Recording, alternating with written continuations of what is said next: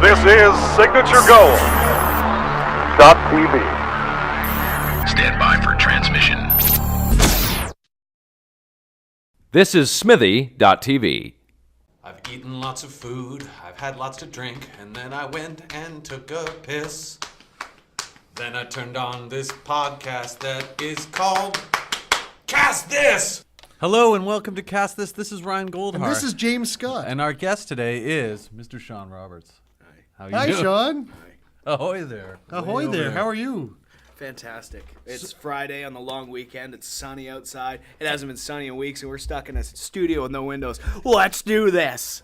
Awesome. Right? Well, we purposely did that knowing that the rain was finally going to stop for today. Right. And knowing that you needed to work on your tan. And I'm drinking water. Well, at least you're drinking something. But that's true. As opposed to a beer, you mean? Right. You're on your way to your way to Hamilton?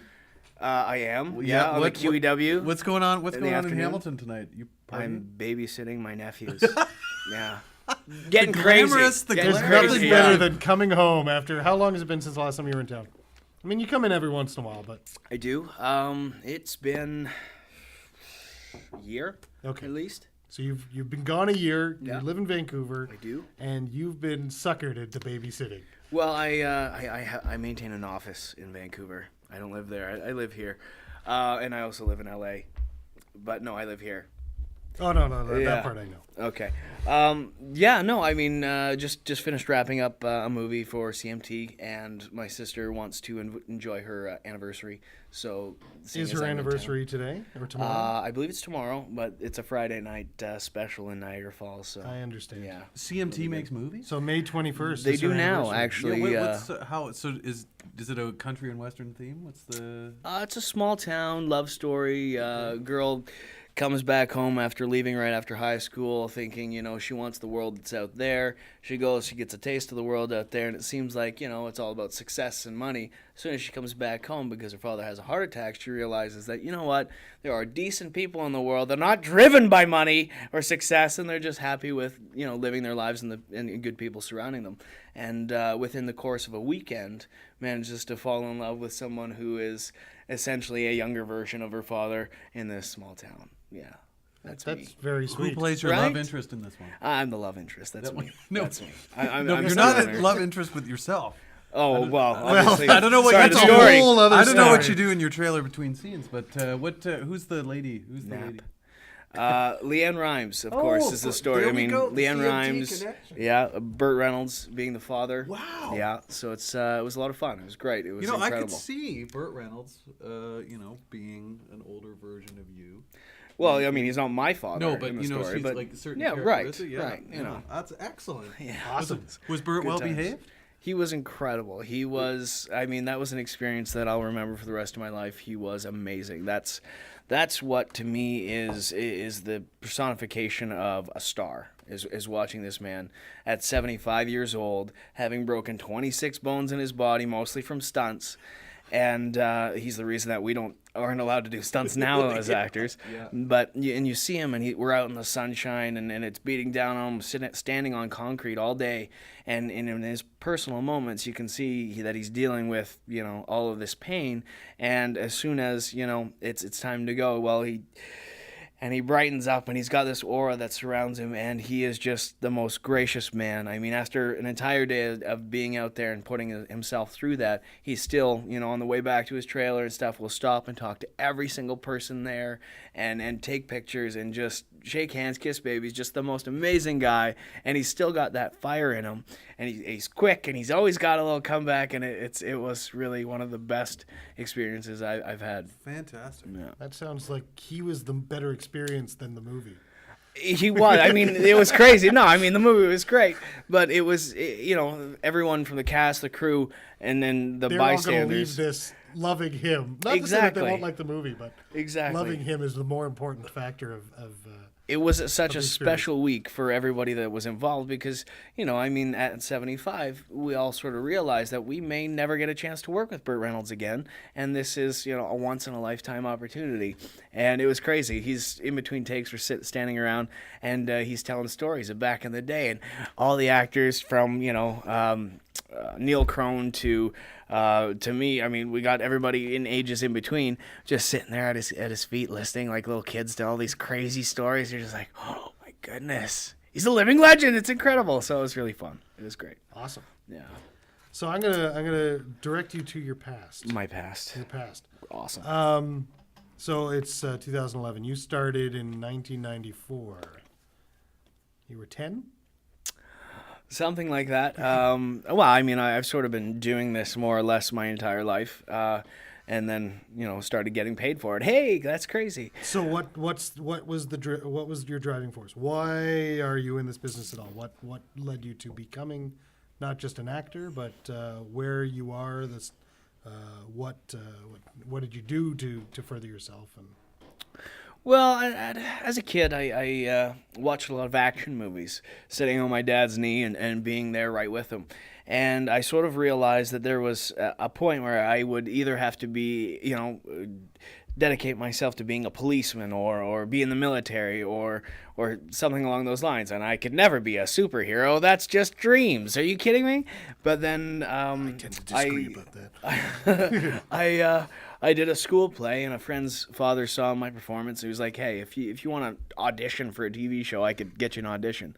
Well, he got me an audition. I landed that audition, and I did a series for 4 years after the fact, Emily of New Moon out in Prince Edward Island, and sort of realized that, hey, this is a career. People get paid to do this. And what do you know? My old man always says I have a golden horseshoe stuck up my ass, but I don't know. I mean, it's persistence, it's drive, it's focus, it's energy, it's a good team, it's people surround you. That's the only way you're going to make in this business, because otherwise it is a cold bitch. But no, it's really, it's being able to do all the things that you dream about at 8 years old, and actually being able to do it in real life and get paid for it. It was like, hey, I can't believe this actually happens in places in the world. And yeah, I was fortunate enough to be at the right place at the right time, and here I am.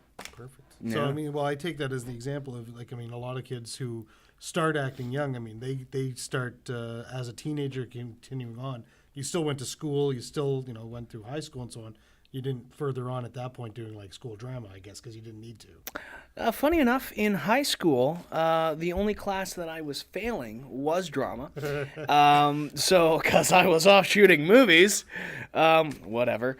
But yeah, I mean, I did the whole. So is that just a jealous teacher, or? Maybe that, or a stubborn student. I'm not sure. But either way, we went through public school, high school. It was all great. Everybody was super supportive. When I had to go away shooting, had a tutor and stuff, and I realized that I had more of a future being out doing auditions sometimes than I did sitting in class learning about maps. So they were super supportive in doing that. And after high school, I just sort of fully dedicated myself to the industry, moved into the city, gave it a whirl here in Toronto for a bit, had some success, went out to the West Coast, went down to LA, spent a bunch of money, came back home with my tail tucked between my legs, work a little bit more here at home, go back down, try it again. And, there's a lot of... It's the endless cycle. That's it. I don't want to call them failures, but there's certainly a lot of steps to be taken to reach a certain point of success. And either way, it's never, you reach that point and that's it. It's a journey. It's every day. It's the same grind. You're doing it. This is my life. This is what I do. There's going to be times when it is up. There's going to be times when it is down. But either way, this is the dream. And, if you're not happy, then change what you're doing. So. Yeah. Awesome. Well, let's take a break, and we'll be right back with Shawn Roberts on Cast This.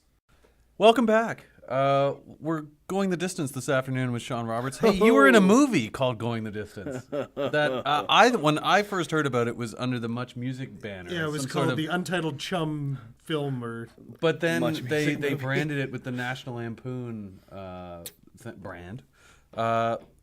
Tell us about your experience of landing I guess you were one of the 3 leads in that movie, I think, right? Yeah. 5 leads? Yeah. Let's not diminish. Well, I'm not the diminishing impact it, but it's five pretty strong Canadian actors that's true. leading off this film. Yeah. So did you go through the audition process for that? Was that you being called in and going through casting rooms for a couple of weeks, or how did you land that role? Yeah, no, that's sort of the process in the city, and any city, really, for any actor. You go in, you get the sides, do the audition, and then you go home and you hope the phone rings. And I had the first audition. It was great. By the time we got maybe interest for the second one, I believe. Anyway, they had a straw cowboy hat, the hat in the movie. And I was just like, yeah, well, great. Give me that cowboy hat. So I threw it on. I was like, okay, let's do this. Let's do this movie. And apparently I found out after the fact that some actors were a little hesitant with the hat. And I was like, no. And as soon as I put the hat on, then they started to see the character and were just like, okay, this is the guy. Like, all right, let's do this thing. So we did it, and it was a lot of fun. And it was the right age because, you're 18, ruling the world, and, you start to get older, you get wiser. But anyway, it was really a lot of fun. We started, production was based out of Vancouver. We went out there, had our pre-production meetings. Then we flew to Newfoundland to shoot the beginning of the end of the movie at the beginning of our filming schedule. And I think the first week I was stuck out in the Atlantic Ocean surfing with beluga whales. Holy jeez, was that cold. But I'm used to cold water because that's the only water I go in is cold water. I was in Lake Simcoe like 2 weeks ago. That's why I say that. The ice was gone like 4 weeks ago. Freaking cold. Anyway, so we started in Newfoundland, then we worked our way back. And then we were in Alberta for a bit, and that was amazing. But that's when all the wildfires were going on. Then we made it back to BC, and I sort of fell in love with BC. I mean, mountains, ocean, just incredible. Rainforest. It's a shame that, a lot of Canadians travel down to Cuba or Mexico. Like, no. Go see your own damn country. Just keep the money here, and let's see what, the great land that we have. I say that. On the other note, I really wish that people don't, because it's a hidden secret that is incredible. And, there's like no snow in the winter in the city, and there's no super humidity in the summer, and BC rocks. Anyway, going the distance, it was incredible. I got to meet, some lifelong friends in that are still very important people in my life. Got to do some cool stunts, and had a blast. What sort of stunts did you do? I got to surf on top of the Winnebago. We had some cliff stuff. We had just dealing with, grizzly bears up in Alberta, and the water, and it just that was in between shoots. Exactly. Oh my God. And it was incredible. A lot of fun, and very grateful for it. Awesome. Yeah. And then there's George Romero. So Land of the Dead is what started it for you, right? Yes, it was. Yeah, Land of the Dead. And you were just cast through normal casting in that situation, right? Yeah. Oh, yeah. I mean, that's how it always works. No, but I mean, it's different. I mean, like he wasn't in the studio. He wasn't in the audition sessions. It was you went in for your audition normal. Someone was hired in Toronto, did casting, and you were got in. You got the part, and you get to set, and suddenly you now have a relationship with a man. Because, I mean, your part in Land of the Dead is not huge, and you die wonderfully. Thank you. But your part in Diary of the Dead, on the other hand, is significant and quite, and I mean, I'm a fan of the movie. I know, there's hit and miss, but I love that retelling of Night of the Living Dead, and you might not, I don't know, a lot of people see it that way. I see it as like just a modern day retelling of it. Yeah, no, I mean that could certainly be said about it. Yeah. It was incredible. I mean, again, that's meeting a living legend. I mean, he started an entire genre, and you're just like, wow, okay, let's see what he's got up his sleeve next. And it was really a lot of fun working on that. John Leguizamo always cracking jokes and just trying to keep a straight face while we're doing half the stuff we're doing. And it was really a lot of fun just to see the ideas sort of come together, and I think that was sort of one of the first times that George had a budget that big to be able to really create his ideas, and it was incredible. And then a couple years go by, and our paths cross again, and Diary of the Dead is up. So during that, we sort of, it was more of a smaller budget, more of an independent film, so we really had to pull together, and we had a great cast on that. Michelle Morgan, Josh Close. We rocked that one. That was a lot of fun. But your casting for that was direct. It wasn't did you go through the audition process for the second movie, or was that based on the relationship you had already had with George? You know, I think I went in the room. I did, because I mean that's just how you get jobs in this country. You know. I agree. But Hey, every once in a while you get an offer. And then so we went and we did the process, and it was just good to see the boys again. Him and his producing partner Peter. And so we had this idea, we did it, and then we went to Sundance. We had a lot of fun doing that, and from then on, we sort of joined forces, and I got the opportunity to go to some of the comic conventions and stuff with him. Oh, great! Nice. And it was really cool because he's still George. He's still got it. He's still got fire in him too. And there's this huge lineup of people, and everybody's got this one little thing that really hit them, and he knows exactly what they're talking about, and he's always got some sort of comeback. And I love the man. He's awesome. He's a And good did time. you also get to fill in your run of Flash issues that you were missing while you were there? I didn't. No, I was busy. Signing posters and whatnot. Right. But I keyed. I know. Yes, I can't ever see you actually holding a comic book. I'm sure I have. I know. I just think don't you have. Might have ripped a couple of mine. The collection that you do. Let's take another break. Let's take another break, and we'll be right back with Cast This. And we're back.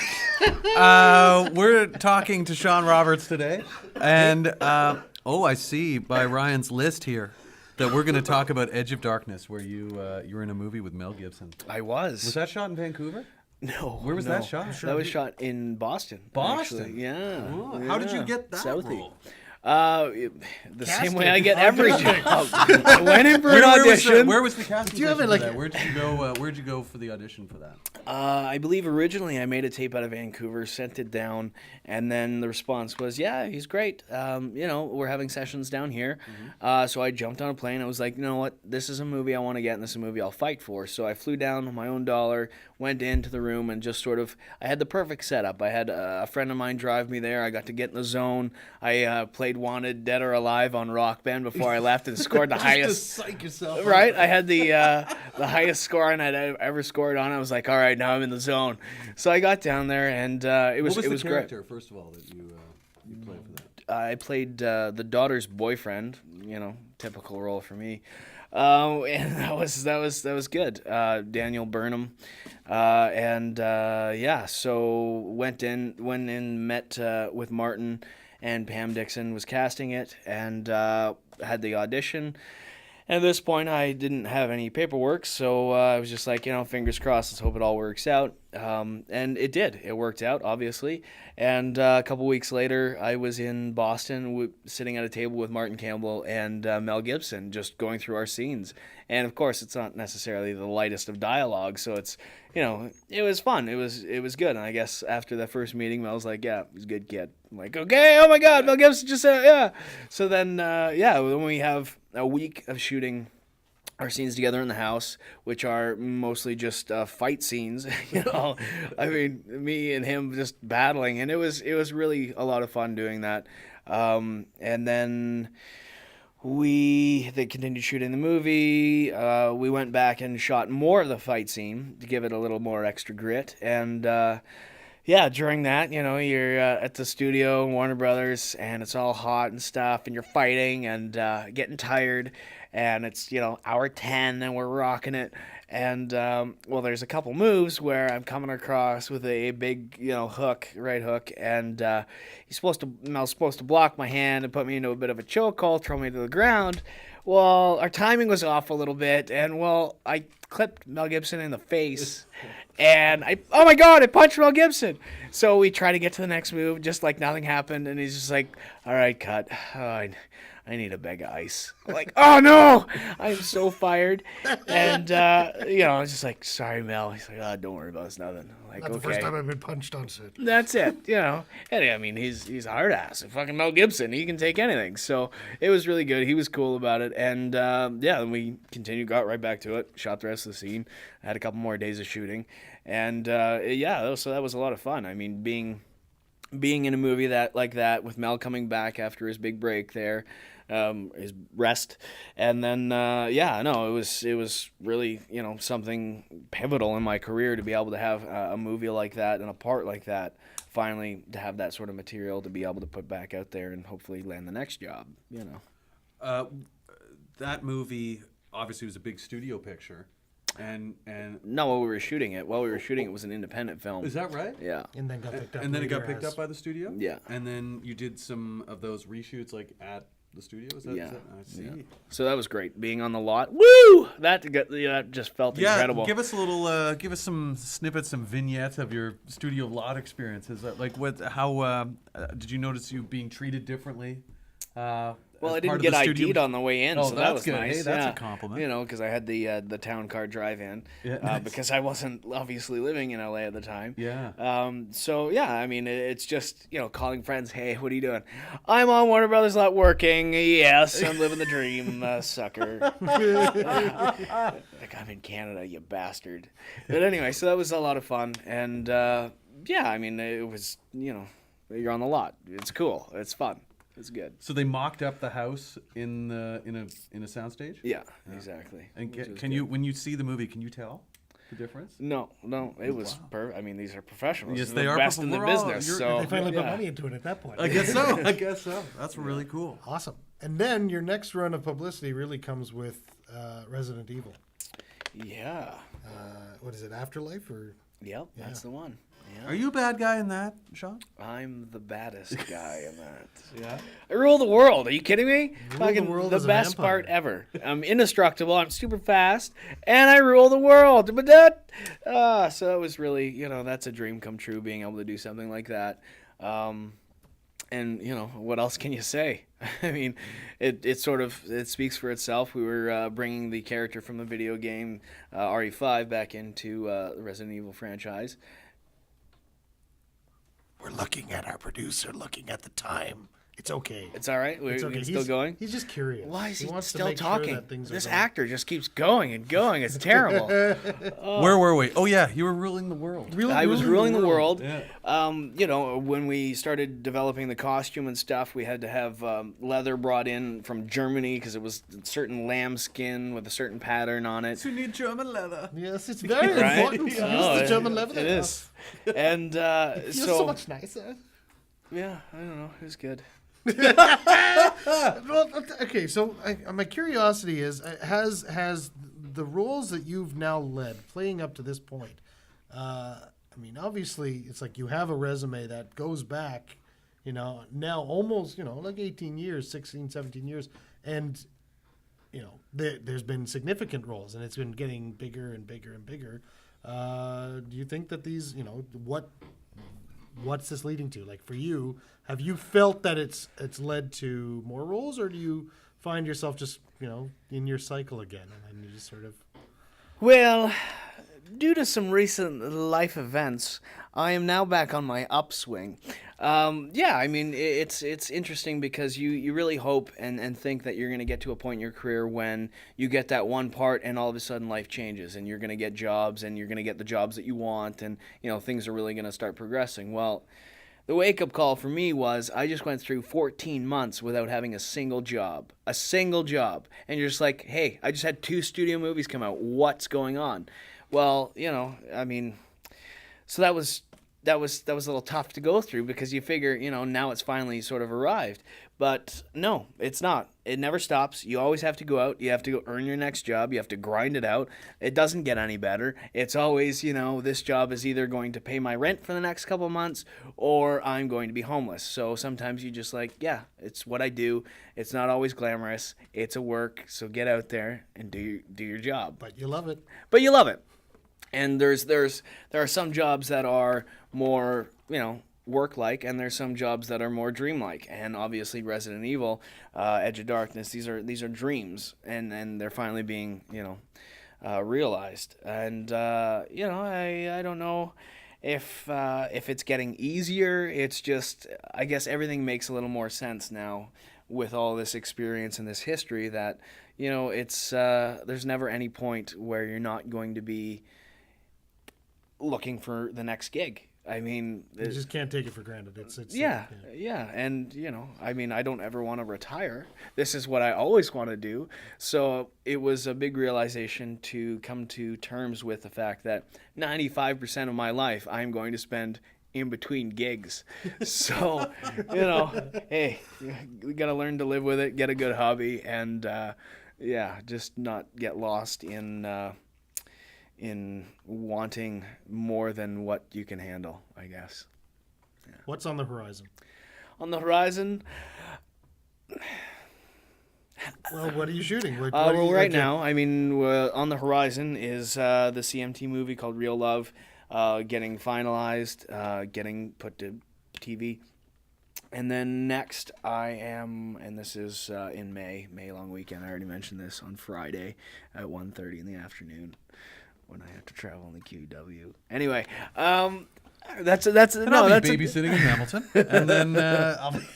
No, that's me sympathizing with everybody else that has to do the drive on the long weekend. I've already seen people with boats and stuff heading up north. They're just like, man, I'm so glad I'm not going on the 400. What's wrong with you? I left yesterday. Exactly. So yeah, where were we? What were we talking about there? You've got a few things in post-production, Right. don't you? No. Well, yes, I guess. I did a movie with Val Kilmer. Yeah. The First Ride of Wyatt Earp. And You are Wyatt Earp. I play Wyatt Earp. My goodness. Is he older Wyatt Earp and you're He younger is. Wyatt Earp? He is. Nice. Obviously, you don't have any scenes together. Well, no, that would be weird. Let me just jump in my time machine. It's Not so not like much. American Splendor. No, it's not. So, I mean, that was really cool. We got to shoot that in California, and it was, we really sort of knuckled down and did that in 2.5 weeks, which was incredible. Got to meet, a really cool group of people, and it was riding horses and shooting six-shooters. So, it doesn't get any dream. better. Another Yeah, dream. exactly. Yeah. So, and that's the thing. I mean, I realize that I am realizing my dream one job at a time, and it's not always the same way that you would have dreamed it to have been, but nonetheless, it is always working towards realizing these certain aspirations, and if you can do that in your life, then I guess you're successful. So I'm coming to terms with where I'm at in my life. So anyway, things in post-production, Real Love, Wyatt Earp, and then coming up, I have a movie, an independent film, little zombie spoof called A Little Bit Zombie. And I'm going to do that for the next month or so. And then, there's things that are, up in the air, and no contracts have been signed, so we'll see what happens. And, just looking forward to summer. It's going to be nice. You're gonna have a nice tan. I'm going to have a great tan this summer. Oh, I'm going to sit on the Don't get patio. too dark, because that you don't want to walk into the audition room orange. That's true. You're nothing like But the then- brightest teeth and a very orange complexion.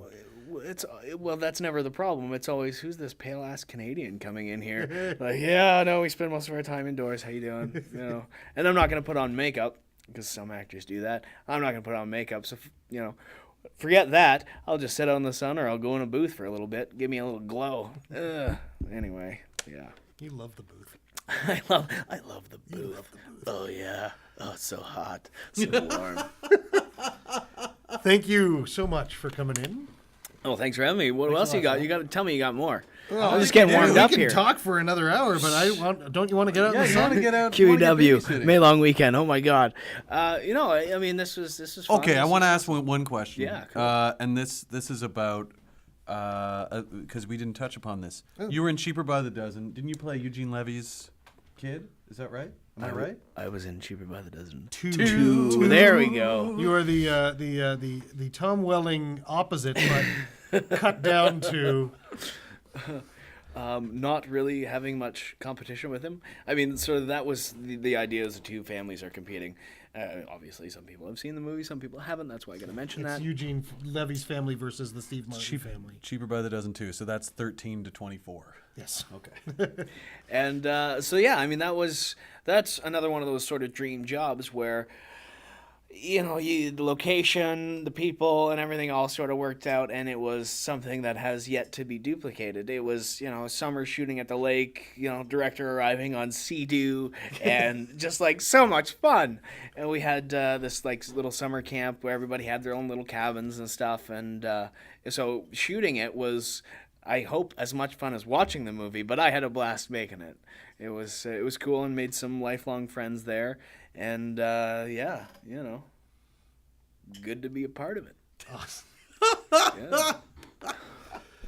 Awesome. Thank you so much. Thanks so much, This Sean. has been Cast This. This has been Ryan Goldhar. This has been James Scott. and but this has been Shawn Roberts. Hi. see you next week. Eat it. Eat balls.